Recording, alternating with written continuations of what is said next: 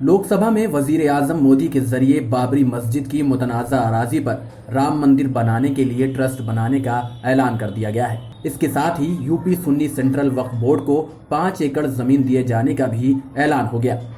Parliament میں اس اعلان کے بعد جمعیت علماء ہند کے قومی صدر مولانا سید ارشد مدنی کی جانب سے ایک بیان جاری کیا گیا ہے۔ بیان میں مولانا ارشد مدنی نے کہا کہ بابری مسجد قانون اور عدل و انصاف کی نظر میں ایک مسجد تھی اور آج بھی شرعی لحاظ سے مسجد ہے اور قیامت تک مسجد ہی رہے گی، چاہے اسے کوئی بھی شکل اور نام دے دیا جائے، اس لیے کہ کسی فرد اور جماعت کو یہ حق حاصل نہیں ہے کہ کسی متبادل پر مسجد سے دستبردار ہو جائے۔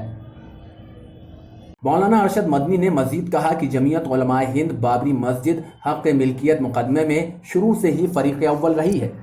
اور اس نے یہ مقدمہ ملکیت کی بنیاد پر لڑا ہے۔ سپریم کورٹ نے بھی اپنے فیصلے میں مسجد کے وجود کو تسلیم کیا ہے،